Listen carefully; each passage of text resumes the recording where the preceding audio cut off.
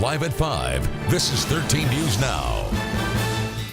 Take a look at the temperatures. This morning's low was 37 degrees and tomorrow's low 21 degrees. Here's a live look over downtown Norfolk from our tower cam. The weather is definitely in line with the holiday season. Evan, we're expecting the cold temperatures to stick around, right?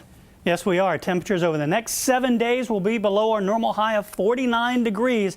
There'll be some days that we might not get out of the 20s. Got a lot of cloud cover out along the Virginia Beach oceanfront. Our camera at the DQ, though, we are seeing more sunshine once you move a little bit farther off towards the north. And the temperatures around the region right now in the 30s. Currently 32 degrees in Hampton, 36 in Norfolk. It's 39 in Currituck, 31 up in Melfa on the eastern shore. The big story tonight will be those winds picking up. Here's a look at Futurecast, and we're talking now about the wind chills as we go through the evening and the overnight hours.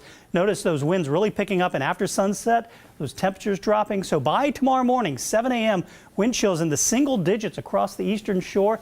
Newport News, Franklin, Emporia, and close to it might as well be in West Point and Ahoskie, even down towards Edenton. As we go through the day, those wind chills staying in the teens to low 20s. So by 3 o'clock in the afternoon, despite air temperatures up around 30 or 31, it will feel like 20 degrees outside. It is going to be a blustery day tomorrow. In addition, with those winds coming out of the north, there could be a few Bay Effect snow showers as well. We'll talk about that, and I'll time things out a little bit more with Futurecast, and I'll have the 7-day outlook coming up in a few minutes. All right, get your phone or tablet out. When do you think it is going to snow at least 1 inch at Norfolk International Airport? My money is on the weekend, David. Earlier today in the newsroom, our producer, last name Snowden, asked me for my prediction. I guessed mid-February. Tell us what you think at 13newsnow.com/vote. 13 News Now reporter Jemmy Lee is live in downtown Norfolk with what people around town are saying about our snow chances. Hey, David, we got some really great predictions out here today. Somebody guessed February 14th, Valentine's Day. We got today, December 27th, and someone guessed all the way March 3rd. That's pretty far out. Mostly everybody telling me that they're really excited to see some snow finally hit the ground here because the holiday season just wouldn't be the same without it. We're getting deeper into winter, and it sure feels like it on days like today. It's freezing. Very cold. While many are bundled up in heavy coats, hats, and gloves, others, like Jazz Lawrence, are taking in all the chills. Everybody is like all bundled up, snuggled and cold. I'm like, this is great. For those who like the cold, they're just waiting for the one thing we've been missing: snow. Evelyn Moore, I'm from Chicago, Illinois. Okay. All my life I lived there, and there's lots and lots of snow there. Lots. So we asked people passing by, when do you think Hampton roads will finally see some snow-covered streets? Here, it's not going to snow. I mean, this is just snow flurries. Little flurries coming down. That's all. I don't know. I would say within the next 3 weeks. That's my prediction. I'm going to say February 2nd. Why December 31st? Just to keep us on the edge going into the new year. I have a bold prediction. You ready? Okay. March I think it's going to be March 3rd. Why March 3rd? Because I'm a baseball coach, and that's when we start the season, so that's usually how it goes. Gotcha. All right. Well, thank you so much. Have a blessed holiday. And hey, we want to keep these predictions going. Tell us when you think snow will finally hit the ground here in Hampton Roads. Just head to 13 News Now, 13newsnow.com/vote and let us know. Live in downtown Norfolk, I'm Jemmy Lee, 13 News Now.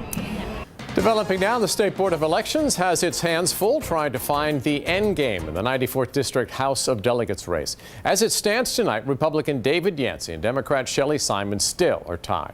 A tiebreaker drawing for today has been called off, pending the outcome of litigation filed yesterday by Simons. 13 News Now reporter Nico Clemens has the latest.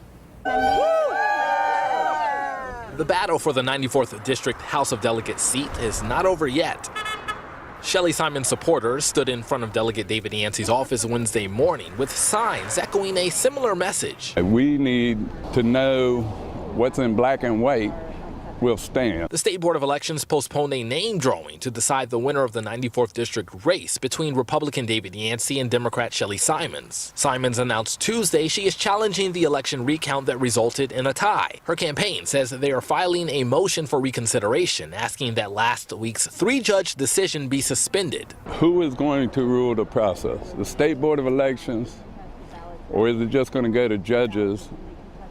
And if it's just going to go to judges, what is the purpose of a recount? Gene Magruder is the chair of the Virginia Association of Democratic Chairs. He believes the rules were not followed. We need to know that when people sign off on ballots, that is the end of it. Those are the rules. We want everybody to play by the same rules. Simons and Yancey did not make any comments Wednesday. Magruder says they're fighting until the end. Somebody up, then somebody not up. Going into a recount, this has probably been the most stressful race to most of us. In Newport News, Nico Clemens, 13 News Now. Right now, a Norfolk family's dog is badly burned after their home went up in flames. It happened just after noon today on A Avenue. That's just outside downtown Norfolk. Firefighters were forced to exit the house because of the intense heat and smoke. They were able to control the blaze from the outside. No humans were hurt. We're keeping an eye on the dog. Fire officials are still looking into what sparked the flames. Only on 13 News Now, soon-to-be Secretary of Finance Aubrey Lane sees opportunities for the Commonwealth to step up its game as it looks to build a 21st century economy. But it will likely mean more revenue. The economy has seen just modest growth in recent years, and a jobs report for Hampton Roads was not great. Plus, some 30,000 high-tech jobs in Virginia paying $80,000 a year can't be filled. Why? Lane says it all comes down to schools. But it's all about making sure we're teaching what is required for these people to get the jobs of the 21st century. Lane says it's time for an honest political conversation about tolls and taxes. Also hear what Lane feels are opportunities for the Commonwealth. Coming up on 13 News Now at 6. A local rum distillery is opening a new tasting room in Norfolk and starting tours next month. Dead Reckoning Distillery specializes in small batch rum. You can visit the tasting room starting January 12th. It is located in the distillery on 24th Street between Llewellyn and Debris Avenue.